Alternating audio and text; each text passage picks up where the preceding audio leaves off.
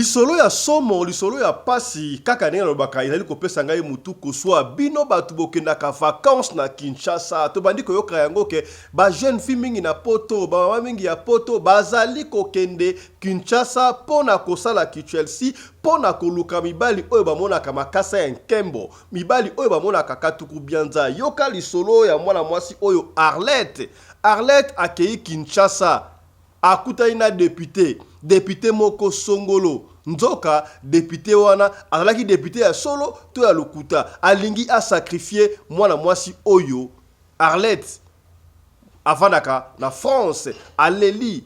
Heureusement losambo ya famille na ye nde bikisi mwana basi mwana mwasi oyaya. Est-ce que prière ya famille ekoki ko bikisa membre moko ya famille ya yango to kobetela lisolo ya Arlette benga ba mama na so bakendaka poto kosala ki Chelsea na oya solo na oya lokuta boya koyoka lisolo ya Arlette oyo apesi lisolo ye moko yango to kosolo yango awa na émission ya lelo. Yaya passe ya transport na République démocratique du Congo, précisément na Kinshasa, tala Corbière, oyo emesana komema bongo ba nzoto ya bankondo to bibembe Corbière et bandi ko ça la transport et pesi mutu ko soit batu bagangi. Qu'est-ce qui ne va pas na République démocratique du Congo? Est-ce que Mercedes oyo ya Corbière et ko ça la taxi na Kinshasa, ministre transport ozali wapi? Tala makambi ya boy. Tokozongela yango kaka na émission ya lelo. Okita pade okindokeleki. Omboka tena Corbière. Boza kufa to ba kufa te. Okufa opona libana mkanza. Baseleki na mboka. Corbière.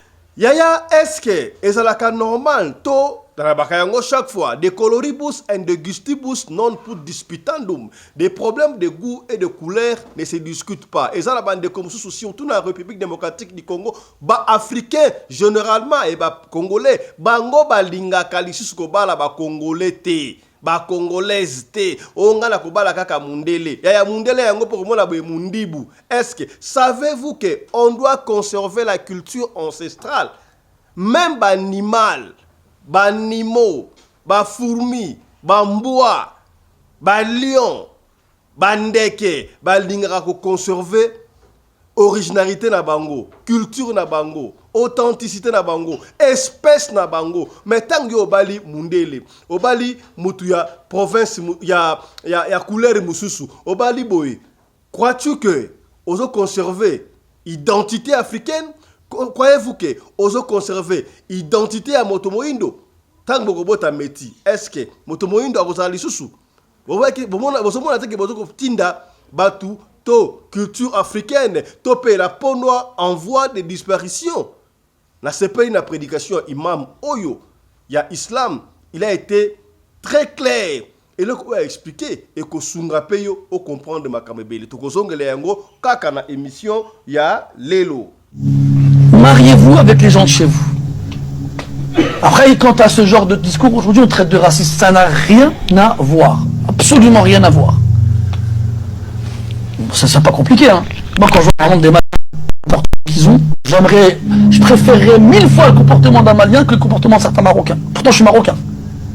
C'est pas pour autant que je marierai ma fille à un Malien. C'est pas les mêmes cultures, c'est pas les mêmes traditions, c'est pas les mêmes éducations, c'est pas les mêmes façons de vivre. Ça va créer tôt ou tard des problèmes. Tôt ou tard. Et là, le Malien, il ramène ma fille à Bamako. Je la vois comme ma fille, moi. Ils ont des enfants. Je les vois comme. Alors que si c'est un Marocain comme moi, ils sont dans mon pays, je peux les voir quand je veux. Et il n'y a pas de problème. Depuis toujours, ça a été comme ça, mes frères. C'est juste maintenant avec la société cosmopolite. Lit encore. Chabayou Manassé. Balobe la rayo. Yolo la soué côté la rayo. Bébé? Paix et grâce, shalom, shalom dans vous demain. Paix et grâce, faveur et beaucoup d'amour. Merci pour votre soutien, merci pour tout. Nous vous aimons beaucoup, beaucoup. C'est la neige. Bébé, oui, ben, c'est moi en école maternelle. C'est la neige. Mbongo mutoki ne pesa kimia. Mabe nonde. Bilela lela ulingi ba plainte ndere mikanda leta na mapika. Somo nika bata do article engana ko skufa engaye kufa. Soko kite kufa na puye yo. nazo bana fait ka petit kutu ko kufi ça na avantage bato nyongo no tu ba boya ko sengo nyongo po ba ko kufi ba banga ta l'avantage ko kufi pia ba ko en charge ba ka ba ko ndo place bato nyonso po za lo felete ta l'avantage aliwa bato tiki ba ngona ba nyongo ba ko bengo te ba no tiki ba ko sele ba ngwa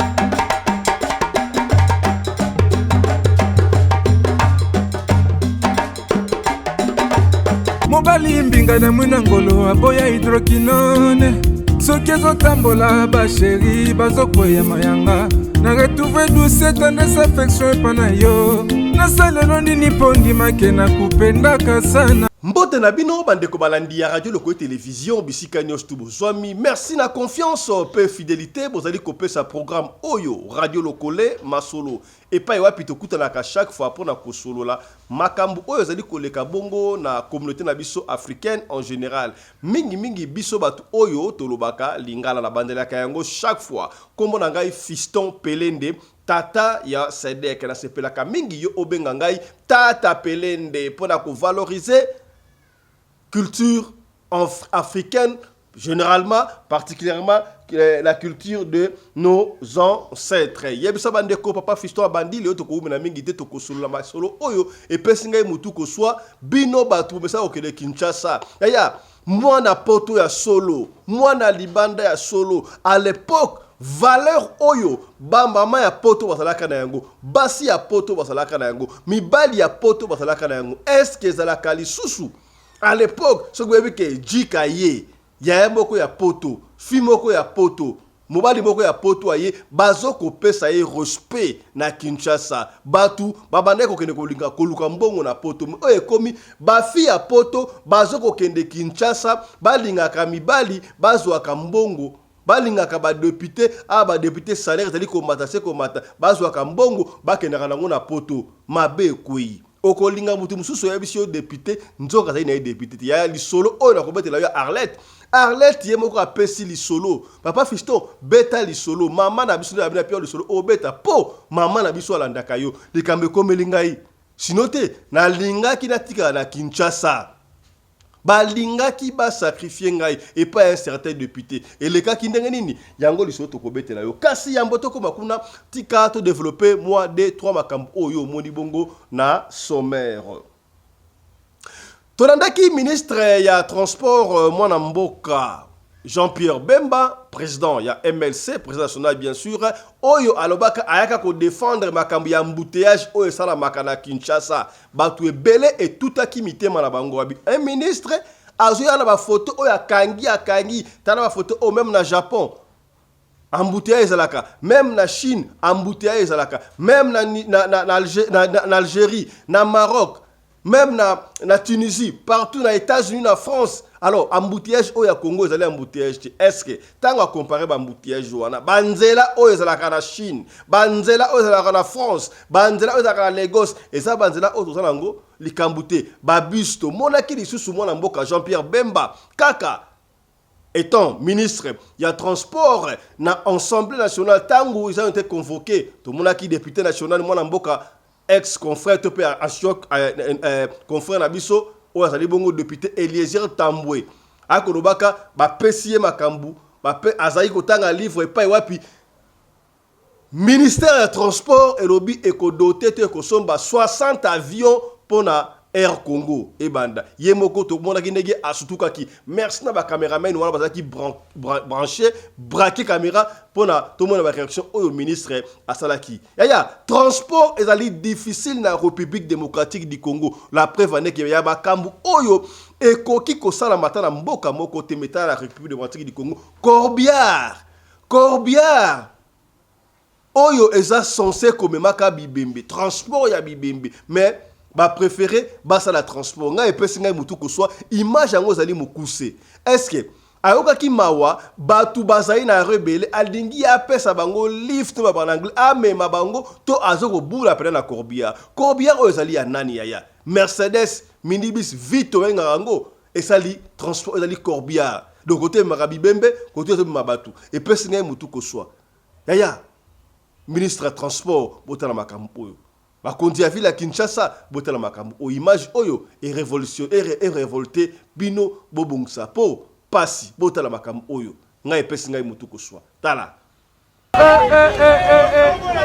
okita pade okindokeleki omboka tela combien ozokufa to bakufa te okufa opona libana mkanza bazeleki na mboka combien kaka na makambu ya mboka na biso oui c'est vrai que makambu susu ko laksa yango te pona kopesa valeur même na République démocratique du Congo mais ba kondipe botala ka makambu susu ya il faut bobongusaka tala awa souciat moko ya ba souciat ya police nationale congolaise to na ville ya Kinshasa en plein capital souciat ya boyaya souciat ya boye et puis mutu ayaki ko découvrir yango ndenge nini bakulu na bataka kiye bakulu na batakie na tongo akeipo akende ko porter plainte na police atuni batu police ya koto za la karab balakisi ye police wana oyo nde police oyo kikoso to police o police akei kuna akuti pe police batie kadena bakangi ono soki pe opération pe commanda akendaki na ye fete alalaki na fete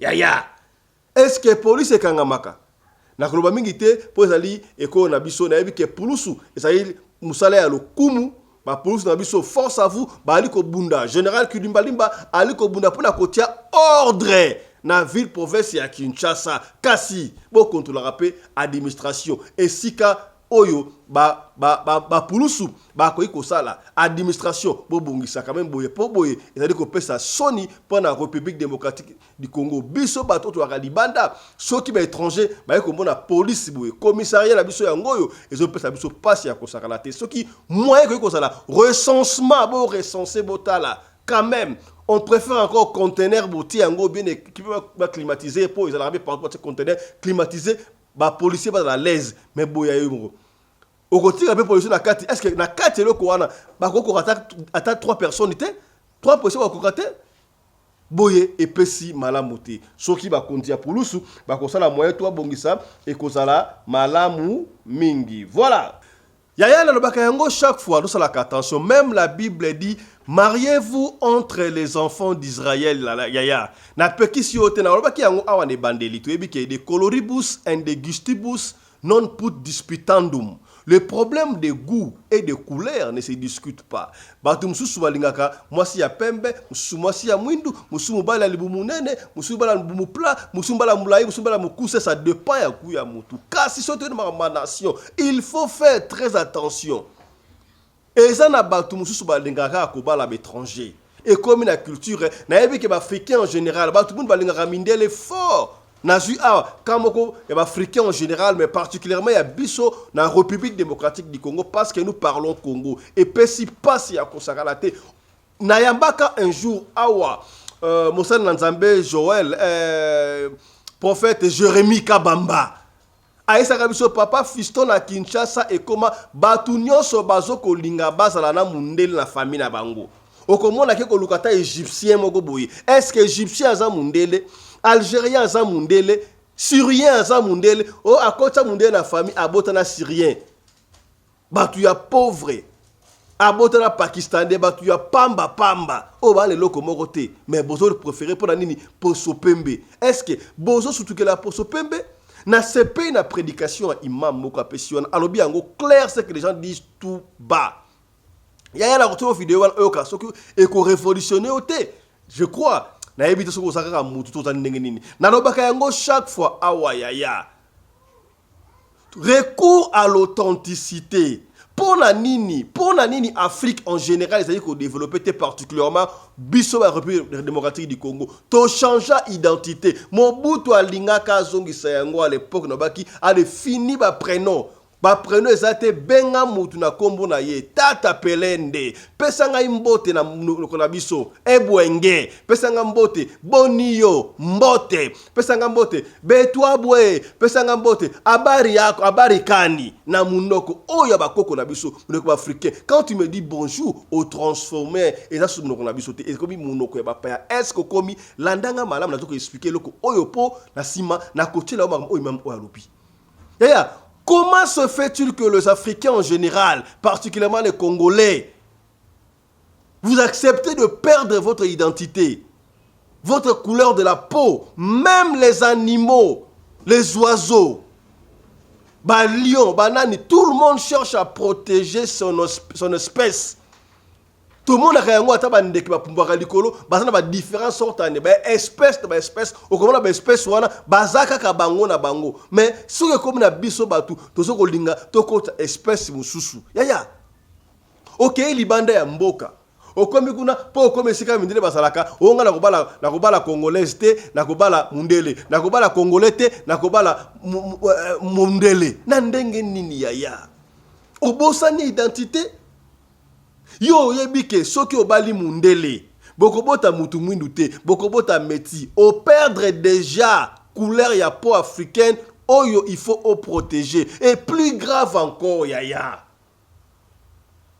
plus grave encore yaya yo ozi obali OK toyebi yango ke soki mwasi ya bali kombo ya mwasi changer comme mbali na ye là on peut encore comprendre parce que asana ba source na ye tala diswa asana ba source na ye mais yo obali tango kobota bana wana open every window open is dangerous this tango kobota bana ke bana bazwaka kombo ya papa na bango alors bana wana expecté bana ba perdre déjà identité africaine mwana wana bakozwa no ya papa wana ya mundele papa wana ya mundibu c'est-à-dire que kombo ya famille ekimi comme papa africaine ekimi ekei musika open the window kombo ya famille africaine ekei musika ozo comprendre loko wana mais tango bali congolais moi ça m'écoeure. Pourquoi tu es congolais, tu veux te marier à une sud-africaine? Tu es congolais, tu veux te marier à antillaise. Tu es congolais, tu veux te marier à Moutouamboka. Mariez-vous entre les enfants d'Israël. Tu es congolais, partout tu es parti. Yebaka kobala congolais, pour garder identité yaba congolais. To peki siote, olinga mboko ekolo musume, otali conséquences nangote. C'est les conséquences d'angoté. Makambe belle ça ya koloba pona kati awa mais na pesi ka moi synthèse muki wana.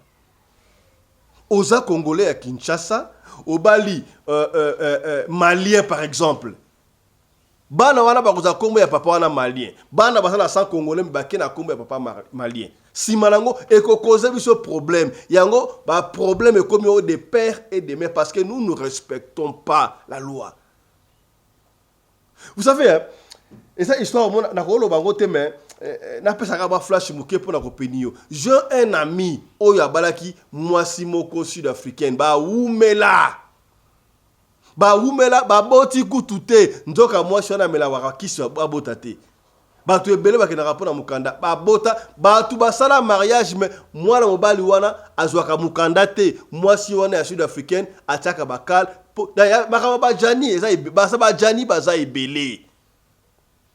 Jani encore c'était congolaise na congolais mais il y a peut-être sud-africain à Tabakal pour nini abanaye ko mona makasa nkembo ya ozo mona makasa nkembo tango oza pauvre tu t'en vas avec des congolaises olingi ba congolaises mais tango moni moi katuku bianza ote ba congolaise te ba tuyamboka mususu. Où allons-nous? Mariez-vous entre les enfants d'Israël. Oui, c'est vrai. Non. Parmi le faux, il y a aussi le vrai. Congolais, il y a malam, il y a kitoko, il y a ndaku, bazali. Conseil partout aux alliés. Na Europe, na Afrique, na Amérique, na Océanie, il y a balamutu, yambo kanabino. Vous devez vous marier avec les filles et fils de votre pays pour garder la culture de votre pays. Même si vous allez vous marier avec des régions, avec une fille ou un garçon des régions différentes, provinces différentes, ce n'est pas un problème, mais vous êtes des Congolais, vous gardez l'identité congolaise. Qui est au bas la mutuyamboka mususu comme ma culture. Pour ceux qui ont bali mutuyamboka mongo songolo, osali congolais, toi les congolaises, bana wana bakomi 50 yamboka wana, 50 yamboka oyo. Un jour, ceux qui makamba politique yi. Est-ce que moi abino ceux qui famille pays à papa et ceux qui la pays à maman à côté là nani et pesi bininga. Est-ce que comprendre makamba ko lobaisali est belé pour na ka oyo. Na lingina illustrer yango na vidéo na telebino yoka makam imam oyo marocain azo koloba. Abi ye atandenge dia sur ton papa. Ata mobala yango aza malamu mais malgré baza ba musulman. Mais à cause de moi na yete abalisa na musulman moko aza ya mboka mususu pour culture ko kende. Voilà comment est-ce que les gens veulent conserver la culture na mboka na bango. Mais yo ozotika ndeko na congolais, otiki ndeko na congolaise au kende ko bala étranger. Boso raisonner bulunkatu. Voilà tine ya radio le ko to fungola ramne toujours peigner bino. Tala élément. Mariez-vous avec les gens de chez vous. Après, quant à ce genre de discours, aujourd'hui on traite de racisme, ça n'a rien à voir. Absolument rien à voir. Ça c'est pas compliqué, hein. Moi quand je vois par exemple des Maliens, le comportement qu'ils ont, je préférerais 1000 fois le comportement d'un Malien que le comportement de certains Marocains. Pourtant je suis Marocain. C'est pas pour autant que je marierai ma fille à un Malien. C'est pas les mêmes cultures, c'est pas les mêmes traditions, c'est pas les mêmes éducations, c'est pas les mêmes façons de vivre. Ça va créer tôt ou tard des problèmes. Tôt ou tard. Et Allah, le Malien, il ramène ma fille à Bamako. Je la vois quand ma fille, moi. Ils ont des enfants. Je les vois quand? Alors que si c'est un Marocain comme moi, ils sont dans mon pays, je peux les voir quand je veux. Il n'y a pas de problème. Depuis toujours, ça a été comme ça, mes frères. C'est juste maintenant avec la société cosmopolite, tout ce que tu veux, je sais pas comment c'est ça.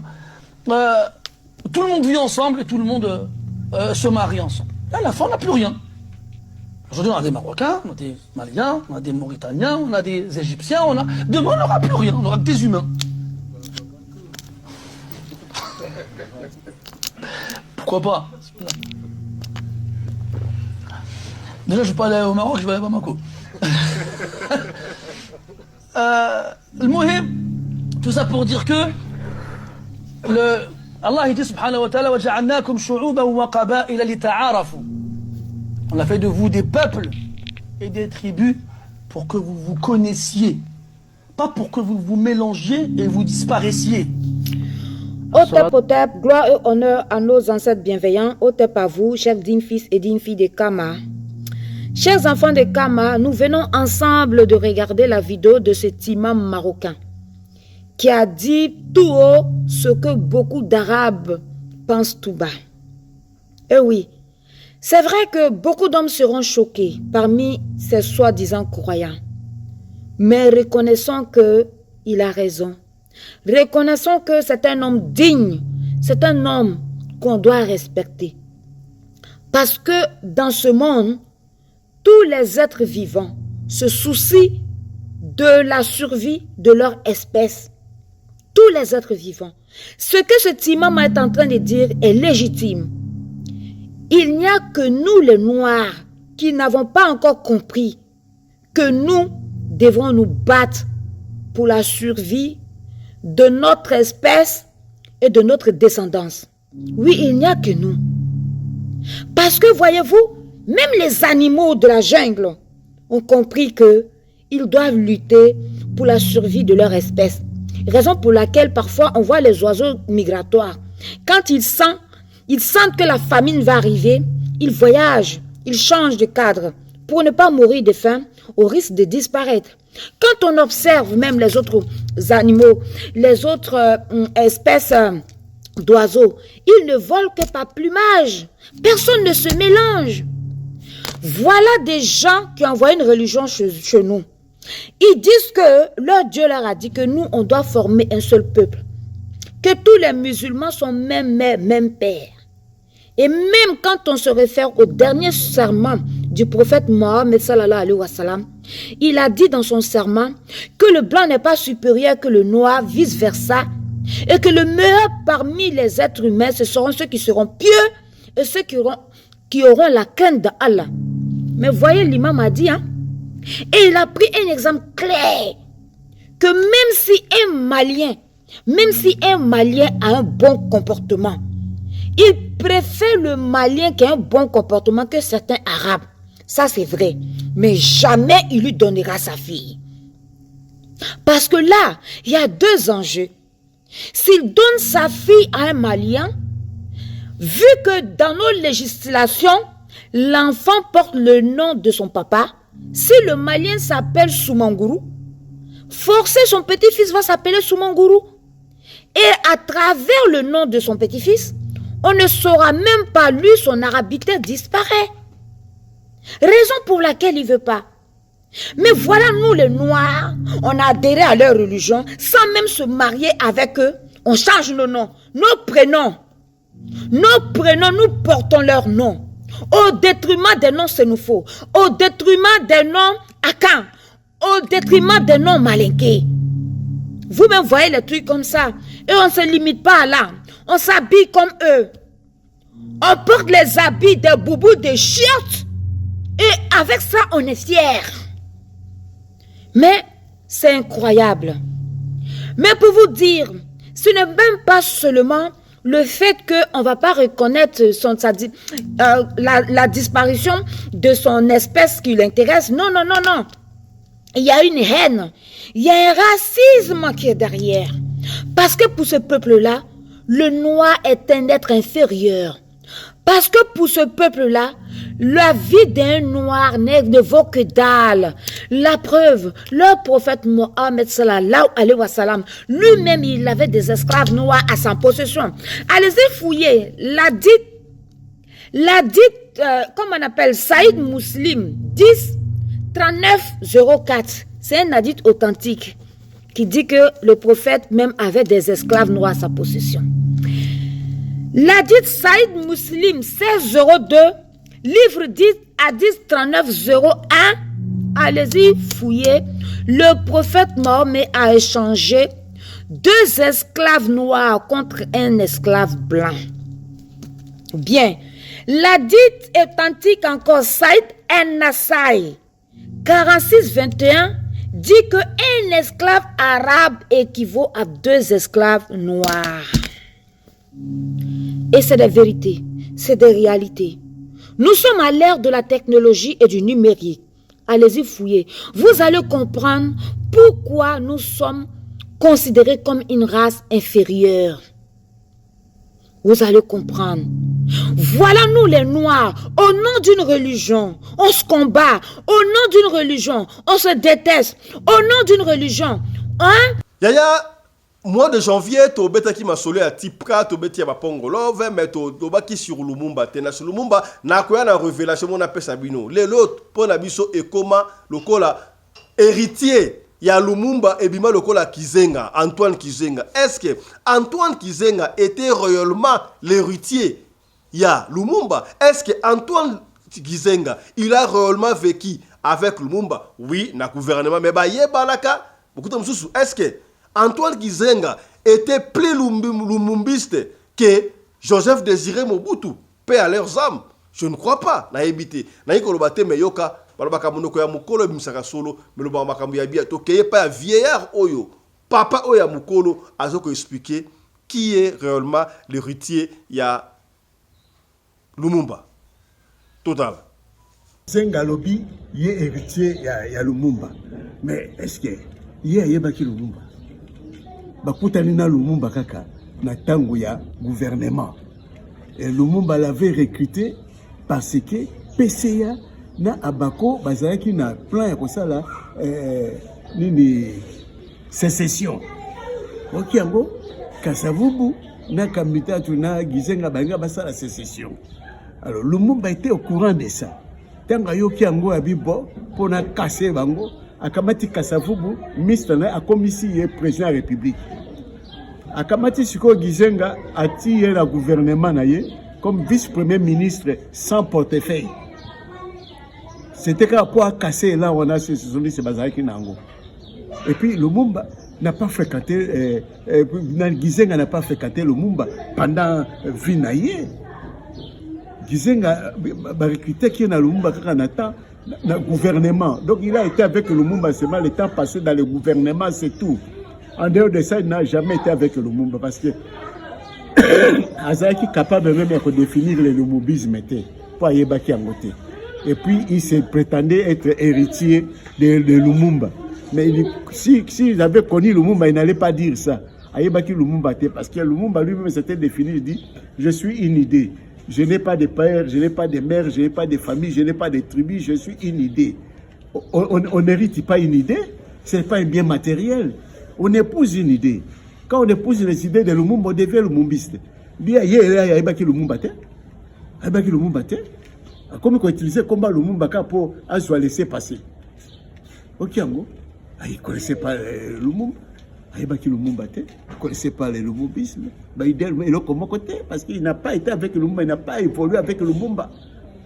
Il n'a pas évolué avec Lumumba. Les Ngalula, oui, les Diomi, oui, ils étaient avec Lumumba. Bangodi, Ayebaki Lumumba, les Yo. Tout là, Ayebaki Lumumba, qui vivent dans Lumumba, mais pas Gizenga. Gizenga n'était pas avec Lumumba. Ok, à ça, le temps de les héritiers à Lumumba, héritiers à Nîmes. Le lumumbisme, c'est une idée. Ce n'est pas un bien matériel. Donc, il ne comprenait rien. Un embrouillé. Il utilisait comme Lumumba pour laisser passer tout ça. Rien. Ok. Et ça, c'est quoi? Ça n'existe plus, c'est fini. C'est fini. Lumumba, le MNC Lumumba, Ezali et Kuzonga. MNC Lumumba, Ezali et Kuzonga. Ezali. Ba très baleka kimingi. Nakati ya MNC. Et puis sur Otali Kaka, pouvoir et Mboko est toujours entre les MNCistes. Les MNCistes. Le pouvoir et Mboko est na ba MNCistes. Lumumba qui Mobutu a eu le pouvoir MN6. Kabila a eu MN6. Fatih Lelo MN6. Parce que Bangoto a MNC. Mouvement national congolais, tout le monde était là. Tshisekedi Etienne Ezaki, président JMNC, na Louvanium. Et puis Lumumba est comme petit conseiller. Basaki Pemben na Papa Sokoni na Mobutu. Bakabona qui tango MNC s'éclater en deux. MNC Kalonge, MNC Lumumba, bango bakio na MNC Kalonge. Alors, le pouvoir est quelques ambos que Zaka na maboka ba MN6. Alors, le même MLC Oyo Lumumba, on a peka Oyo Jean-Pierre Bemba Eritaki. Te wana za MLC outé, ça n'a rien à voir. MNC, Mouvement National Congolais, na Mouvement Libération, c'est pas la même chose. MNC, Mouvement National Congolais. Et bandaki na Mouvement National Catholique et comme un Mouvement National Chrétien et comme un Mouvement National Congolais. Après ça, il y a éclatement. En 3 ailes, MNC Kalonji, MNC Lumumba, MNC Nendaka. Après ça, il y a 2 ailes. MNC, on a eu un père. Un père qui a mis ça, il dépêche. Et comme ça va perdre, tout ça, c'est tout ça de MN6. Toujours continuité MN6. Ok. Pouvoir ezaka na maboko ya MNC. Ezaka na maboko ya MNC. Pouvoir ezaka na maboko ya MNC. Lumumba a dirigé, Mobutu a dirigé, Kabila a dirigé, Kabila fils a dirigé, Fatih a dirigé, toujours baouta na MNC. Le mouvement national congolais. Voilà l'histoire. Donc approfondir encore plus tard la mission mususu to kosala o to expliquer ndenge nini makambo ezaki ndenge nini bakabona ki ndenge nini ezaki na ndenge ba se retrouver kaka ba se retrouver après ça bakaboni ba se retrouver après ça bakaboni kaka ndenge wana réconciliation na salimité parce que la guerre mystico politico spirituelle église catholique na église protestante et qui t'a à niveau à parti politique parce que MNC ezaki association culturelle, il y a des catholiques, mouvement national catholique, il y a des évolués catholiques. Le monde a protesté ailleurs, a bipé fois côté à élargir le cercle, l'ongoli catholique, il bâti mouvement national chrétien. Quand bâti mouvement chrétien, il y a protesté à côté. À côté de ça, comme la politique à la place, les chrétiens comme les Congolais, mouvement national congolais, voilà les MNC. Mais à Léopoldville, Léopoldville, on va tout ça la MNC, mouvement national congolais. Ça mène à Léopoldville, le 10 octobre 1958. Ah, on a Léopoldville. Voilà l'histoire il y a MNC. Après ça, il y a eu éclatement.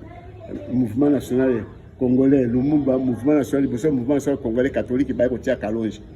Après ça, Nendaka va être révoqué. Avec ça, il y a le mouvement national congolais Nendaka. Dans l'élection, il y a 60, il y a échoué. MLC, le mouvement a 35 députés. MLC Kalonji a 17 députés. L'histoire est un peu qu'à photo et bakango tango koki sikoyo bana bo banda kokoma makambo biso to koloba parce que tozala ki na bateau bazala ki wana na tuni papa Kasongo Joseph Labi mais ndenge nini yo tika ki Lumumba après sa discours alors qu'azaki prévu dans programme ni protocole te abia tika il y a certains qui disent que chaque homme a droit à une seule femme sous prétexte que Dieu a pris la côte de l'homme pour faire sa femme. Bon, question de réflexion. Pour ceux qui refusent de réfléchir, abstenez-vous. Les paresseux en réflexion, restez chez vous et taisez-vous, arrêtez les commentaires bidons sur les réseaux sociaux. Voici la question. Tu te maries à 25 ans, à toi qui m'écoutes, et qui crois que l'homme, c'est une seule côte que Dieu a pris pour fabriquer la femme. Tu te maries à 25 ans, 2 ans après mariage, la femme meurt. Tu fais quoi? Ou bien tu vas aller voir Dieu pour qu'il enlève une autre côte pour la fabriquer. Maintenant, si c'est le cas, Salomon qui avait 1000 femmes, sachant très bien que l'homme a 32 côtes, c'est ça? Salomon qui avait 1000 femmes, combien de côtes Dieu a pris de lui pour faire ces 1000 femmes? Amen. À bas les faux pasteurs, les faux prophètes, les doctrines sataniques. Alors Dieu, l'éternel Dieu forma une femme. L'éternel Dieu forma une femme. De la côte qu'il a de l'homme. La Bible parle de côte là. C'est vrai, littéralement ça tient. D'après ce que les anciens nous ont dit. Mais cette côte là est une image. Parce que le premier homme a été doublé de sexe. C'est le côté femme là que Dieu retire de lui. C'est pourquoi à partir de l'homme on peut faire sortir femme et garçon. Mais à partir de la femme on ne peut pas faire sortir garçon. C'est femme, femme, femme. Mais de garçon c'est homme, femme, homme, femme. C'est pourquoi c'est grand H.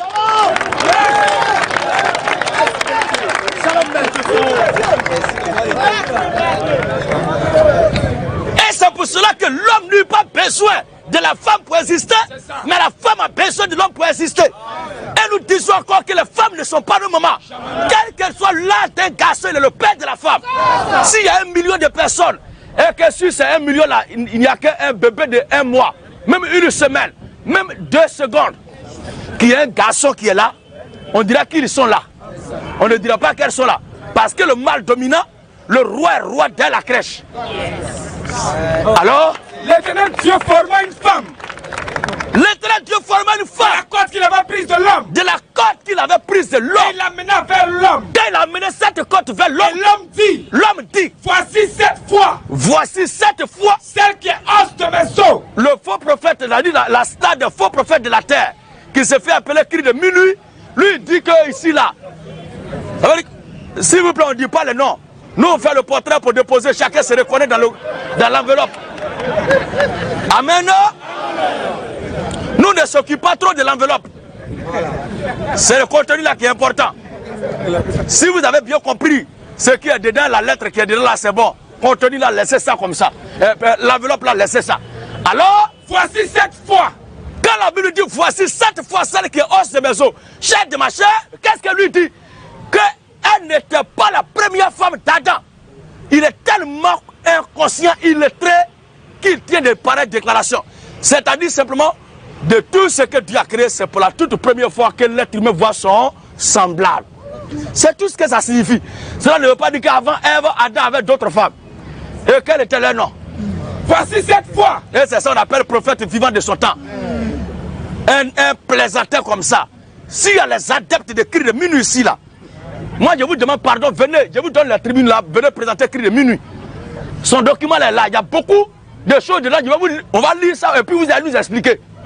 Si tels sont les propos d'un homme de Dieu. Abat les faux cris de minuit. Et quand je dis abat les faux cris de minuit, il y a les maudits remplis d'aigreur qui dit, quand je dis, il faut crier de minuit, à base, c'est que lui-même là, il a le vrai cri de minuit, c'est ce qu'il veut dire. Donc c'est toi qui sais ce que je veux dire. Petit maudit, fils de Satan, postérité du diable. Alléluia. Et il y a certains où je dis que je ne peux pas trahir la mémoire de mon père. Mais je vais toujours l'honorer jusqu'à la fin de mes jours. Ils prennent ça et puis ils prennent une autre vidéo où j'ai dit, si mon père a dit quelque chose qui n'était pas clair, qui n'était pas propre dans mon esprit, maintenant qu'il y a la lumière et qu'il doit apporter le recadrage, je ne peux pas suivre comme un mouton ce qu'il a dit, mais je dois ramener tout à la Bible. Oh, j'ai dit, on contredit son père. C'est parce que vous êtes maudits. La meilleure façon, alléluia, la meilleure façon pour moi et mes frères et sœurs d'honorer la mémoire de nos pères, nos aïeux dans la foi, c'est de nous accrocher plus que jamais à ce que la Bible a dit. Et non pas ce qu'ils ont raconté. Tout ce qu'ils ont dit qui ne concorde pas avec la Bible, nous mettons ça de côté.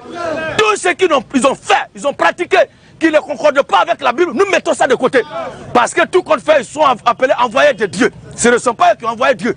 Alors c'est celui qu'ils ont adoré là, c'est à lui que nous devons nous attacher. Et c'est à lui que je m'attache. Alléluia. Alors le travail que nos pères ont fait, le travail, la lutte qu'ils ont menée au nom du Seigneur Jésus-Christ, pour la cause du Seigneur Jésus-Christ, si dans ce combat-là, il y a des choses qu'ils ont dit qui n'étaient pas trop exactes, il y a des pas qu'ils ont posés qui ne sont pas ça, nous, notre combat, notre lutte n'est pas de les suivre de façon aveugle dans la tombe, mais nous devons ramener tout ce qu'ils ont dit aux Écritures. Puisque Yaya, arrête sur cette image Oyo et so tamoula na réseaux sociaux, na TikTok, na Facebook, un peu partout, tu es dans l'auto expliqué. Ah ouais, et pas wapi. Bazo ko benga ekutu mundele, ya c'est so image wana. Bazo ko benga mundele. Mundele, oh aza mundele tatali mundiba, ko la pakistanais, ko la muta Bangladesh, ko la pakistanais na évité mais na Congo pour so pembe nyo c'est ça mundele. Ko la pe égyptien, toi algérien, marocain na évité.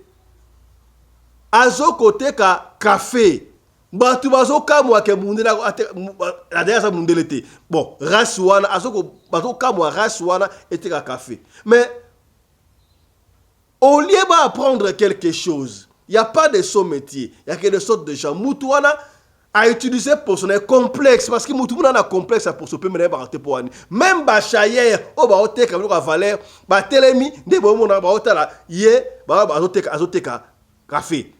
Mais il se débrouille. À quel amboko apaya? Bino vraiment l'amboka. Au lieu yo, on soit attend. Il y a quelque chose qui coule. Quand tu as tu machette, j'attends. Il y a que bouler, il y a bouler. Azote ka café, azo moi mike pour na survivre. Mais toi, tu as le temps. Il y a aucun pas ya ajuster. À 5 là des machettes pour na okata kabatu. Il faut raisonner. Et c'est exemple à suivre. Bozoka mwa nini? Qu'est-ce qu'il y a au kamone? Mutwa eza mundelete, azaka mutomba lokola bino. Ya, bwana ba mboka omona ka bandibu bazai bino mwaneki to bandibu bazai lokote. Mais pourquoi prenez-vous ces gens-là comme étant extraordinaires? Bazai lokote. Combien de fois on doit vous dire que la peau noire est la plus belle peau du monde? Quand je suis même dans la Bible, c'est que Jésus qui noir beaucoup ndimangaïté. Adam et Ève entre parenthèses étaient des noirs beaucoup ndimangaïté. Pourquoi est-ce qu'on fait inculquer des histoires? Yaya, bon longo là bas comme là bas prénom, oh Jean, oh André, oh Kingani, yaya, beaucoup na qui musulman, yaya, est-ce que vous savez que les noms, c'est même l'identité de la personne. Même comme on peut sa barre, il faut y baka. Au côté musulman, bah longo là comme on a yo fils, comme si oh comme Moussa, oh comme Moussa Zaranini, Mohamed, oh comme bo yaya, osi esprit Mohamed au milieu ici. Même dans le christianisme, je ne parle de personne. Aucun christianisme, comme on a Jean, comme on a Zébédée, comme on a Marie, Yaya. Bazo la identité à Moutoumok oyebité, identité à Bakok oyebité. Est-ce que dans le bakayango chaque fois, yo shomona mundele moko, to arabe moko comme on a pelende. O shomona arabe moko comme on a Tata Mbemba. O shomona arabe moko comme on a Congolo, to mundele moko. Mais pourquoi ils ne prennent pas? C'est là notre faiblesse. C'est là notre complexe. Qu'est-ce qui est extraordinaire à ça?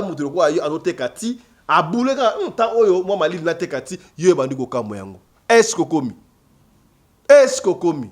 Tososolaka. Réveillez-vous, chers Africains. Réveillez-vous, chers Congolais. Oh, Toloba quitté. Tolobi. Voilà.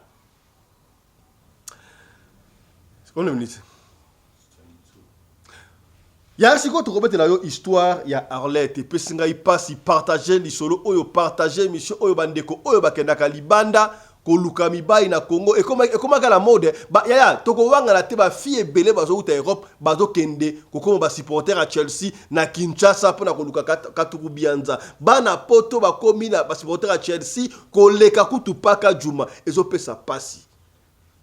Arlette, bakenda poto, bango nyoso tu, Arlette a la poto, na mama na bango na bandeko na ye baza 5 na famille papa na bango akufa na poto bakundé na cimetière à Pantin à toi en France.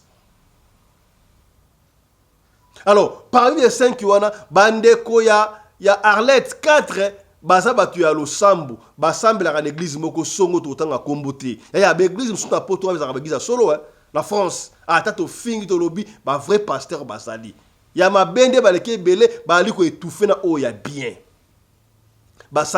Alors Arlette a ça moi oyo moi bana o na famille il faut ça la effort mutu na mutana comportement na ye mais a ça moi na oyo alingana lo sambote ce qui prière la famille ça na côté na ye mais intéressant ngo yete asala kana ye mafu asala kana ye mama tikala na lekino ngo ka suka mais bango ba panzana pa basaka na Paris na France bango na surtout wana alors ba kuta la chaque fois moko prière en ligne ba sambela en ligne bango sa famille et qu'on sort ma week-end ba kuta ba sambela ensemble donc ba une famille chrétienne ba sambela mais Arlette papa wala yema rappelle so pas visto nga sambela nga peut-être na sala sambela bo mais famille na ngai ba sambela mama na biso ala gisa biso lo sambo ya lo sambo efutaka ya lo sambo epolaka te o papa fisto kaka na décembre oyo obetaka masolo pour la tension à la fin de l'année ba sacrifice ça la maka ngai na kenda ye Kinshasa na décembre ozaki à partir ba les 10 tozali ba na Kitambo tant bandana ya poto papa fiston na kenda Kinshasa 2 fois na 36 ans.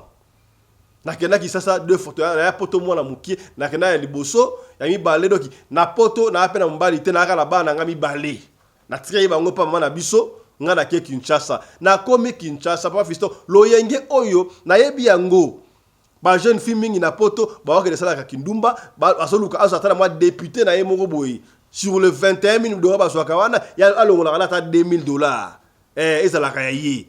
Papa fait la commune à Kinshasa mais na qui n'esprit on a té na commune na Kinshasa très bien na suna nga pe flat hotel na ngai na Matongi très bien na zofanda alors na Kinshasa na qui ne ba pire ngai to qui ne ba 3 pire na nga wala donc papa fisto otanga komona wango te na ngai mo na 2 pire ngai moko 3 bango mbale pe babala na bango déjà mais na ye tant na ye na kutana bango la kana bandako a pire na ngai to lia to mela papa fisto lo baka pira la raté pira comme pirate na ebité mais nga ba pire na nga ti lelo bata pena ba pire bon on est talibango oyebi ka fisto toki samedi moko boye non c'était un vendredi to bino to kende moi ko duma ka za jika ye dans moi mike pour na préparer ki vacances wana to kei na boîte moko songolo na ville atanga ko ma boîte wana non atanga ko ma boîte wana te pe boîte ba tu ba la problème te papa fisto ko na boîte wana to sombi champagne to bandi ko melado ambiance donc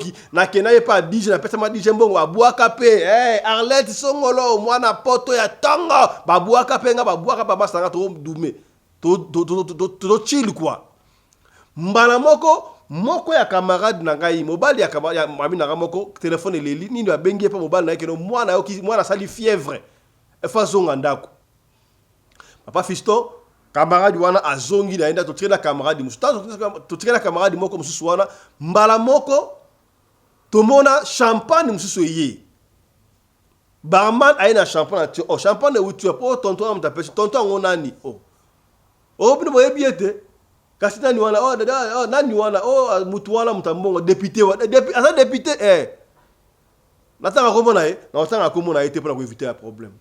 Merci, ça va dire comme la député wana entre parenthèses. Est-ce que député à solo, to député à Lokuta? Tana kunseki, tala kumamba. Sur les 500 députés, voilà, Michou Baye Banarate. Baouto Kangam Sousa, on a faux députés. Bah, faux députés, bah, est belé. Bah, tu as bah, science occulte. Bah, tu as monde wana qui se font comme des députés, bah, ça est belé. N'a évité. Moutou Baye honorable, mais ça n'a pas député. À ce point honorable, à Panzarambo, autour de monde mystique. Il se permet à Goya à joindre baron à table, na refa na bilo ça bandi komela, bandi ko so ba champagne, donc ça va ba enjoy. Tant wasil et comme moi tard, ba 3h, ba 4h moko boye. Papa Fiston Moutouana bimisa $2000 député wana. Après ça ngai $1000, après ça camarade nanga, camarade nanga mo na gisa c'est quoi payer $1000. Eh! Sikoyo, abino na sepel na yo donc ngai Arlette di ngala pesa numéro ngala boy ko pesa numéro ah camarade nanga bia ya pesa numéro di obo ya nini pesa numéro papa Fiston na pesa numéro na ngai ya Kisasa na paye numéro na kina komaki na sim na paye numéro ya Kisasa na pesa ça va to kabwani pe bakei ngai pe camarade nanga to taxi etiki nga na flat hotel na ngai yepe ko tika ye para po camarade na so na balaki te o balaka moko wana. Toko mawana au fil du temps, tonto wana bandi ko benga, to bandi pe ko kutana. Parce que to bandi ko kutana, tonto wana ya botelo to mona botela minene o ya esana makambo. Botelo to mona ya minene o esana papa visto hotel ngo e uti ko funga makala mingi te awa. Na kutanga ko mona hotel munene za partout pe na monde. Hotel e funga mi ko minene wana. Komi hotel wana o to kutana hotel wana. Bafite to kuta hotel wala talaka ngana bana wafana na hotel moko na Kasavubu wala siko ye hotel wala bebe sike za la oyo ezami bali telema wana bokomi ezame partout dans le monde na komama to matape na chambre conso donc na mona luxe do député penado député yango apesinga kombo na yeme na yebi so ba yebi na otanga pe kombote. To voyez na yewana to bandiko soda do papa Fiston na bandiko s'intéresser beaucoup plus na ye député wana qui na bandinga na te bandinga l'écart tant to peut-être solo li e kata ki nango déjà are you sure député wana ebisinga iboy mais yo orofanda kuna esiko ofanda kuna na soka savu na matonge soki wapi. Mais il y a quand na yokuto ofana na hotel a munene boy e kozala kitoko mingi no ba futo robo ya te ofana hotel a gare ndengwa na bambongo e bike na yako va na hotel wana na sala 4 jours na hotel wana papa Fiston mbongo chaque jour soki député ngwa kei a singa na kei musala o mona ko to so tiki muke o $300 arrêtez de poche mais nyonso tout wana ngapela ko bimalanga la kepe na ville console tamwe masaranga pe na ndipdo mbongo nanga na yaki na ngo na dépenser yango te kaka mbongo ya député wana papa Fiston 5e jour député wana bima atikelanga $2500 a kenda lobi nango la lalanga moko na hotel wa lobi nango ayate na yoka téléphone elela nani député wana bengi Arlette Boni. Bon voilà, et c'est là qui joue la souka na kuta na yo. Donc yo ça la chance, o ta film ko chansard. Na ebité banani oba bundela yo. Ozobe ngai député, bo yebaka député ndingo wana. Ngasa ba kamna na ebité na yo so makambo po mais na yo bisa ngo. C'était prévu kaka jour oyo na kuta na boîte. Mbongo na pesa ka bino wana na sombaka déjà bino. Surtout yo, il fallait qu'il ose la sacrifier. Et simba kite yango na invita ka yokut na hotel wana oya mais na meki eto simba te na zomo na kaka brillard na ebite yo zali mutu ya ndenge nini wana mais longola numéro na nga téléphone okomona nga pe lisusu te akei papa Fiston na yoka chair de poule na yoka chair de poule akosakana te na bima wana. Heureusement chambre na ngai kuna na hotel na ki wana ezalaki pekaka na bana kende bien sûr na changer na moi 2-3 bilamba na bilamba na wana kita maleme na réception na benga ba camarade na ngai wana na yesa bango tala boye boabi eza nde boye en tout cas kisa so makambu mais mutango sa député est-ce que député ngo pe komba ngo pe to yeba ngo te ba député ngo sa pe belé po e komba ka so muto so ka sala mbongo nga député do ba tambondo ba sa ba po sala makambu oyo na ko ka na filme siko mbongo sala nango nini to sala mbongo nini to ke no passa na église to pa église te muninga la ya na mbongo na $100,000 na kota so ki mbongo wane osala ngani ntilelo papa fisto na zonga bwe na écourta séjour na ngai 2 jours après na changer billet na go boye bomba te mbongo wana au total o pesinga ezaka taba etika taba $8,500 moko boye papa fisto na zonga na ngo poto na zonga na ngo poto na kenda pa mama na biso na betela mama lisolo nyoso tu mbonga ngo za wapi mbonga ngo za awa mama na biso ya bisinga no tango kenda ki Kinshasa to yebi ko za via lolenge ngana mona ki mabe na mona ile ko la moi brillant moko pa na yo na benga ki bandeko na yo bayaki na awa to sala ki prière pour na yo et puis to kenda pa pasteur to sambela ki pour na yo pasteur la baki azomona esprit de mort ngo zona kisasa to sambela ki pa nzambe to longoli esprit wana yango nzambe pesa bigisho ya lo sambo efutaka ya lo sambo epola kate o ya prière ya famille na yo ekoko délivrer yo umoni soki famille na sainteté soki boza ini c'est pourquoi c'est la trop important na famille boza la soudé boza la ini prière en famille et apportera quelque chose pour aller plus loin bolingaka boliaka en famille soki biloke beli soki boza na temps no so bofai na mesa boali kolia eza sina force ya unité diable alingaka te ba balia ensemble ba doit comprendre ko mona ba famille belé kutu so bofai na kalisanga yango ko mona ba indien mingi to ba tu mingi ya mbongo okomona sana concession munene ndaku ya munene kuna bana mwana na mbala abali azana ndaku kana mwasi na yiwana bana na ya basi bazaka wala ba département différent bo fana enfant c'est ce qui fait la force bo la force spirituellement mais le lieu comment boza bien gato bana mikie bokoli boy mutonzo chemin na ba famille zo katana diable ne okata ba famille wana tala comment est-ce que Arlette abika ki pona lo sambo ya famille na bango ya yo famille yo mama oza censé ya kotia bana ensemble ko sambela pona bana na yo finga bana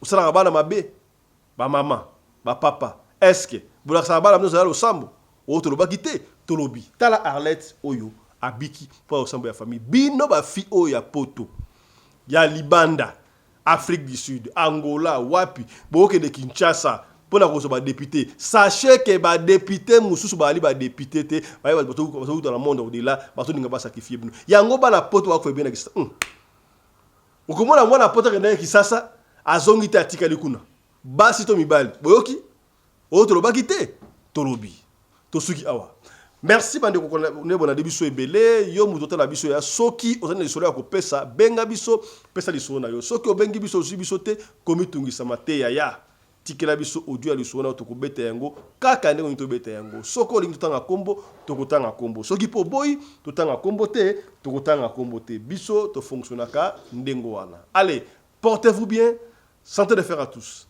chap chap et tchara.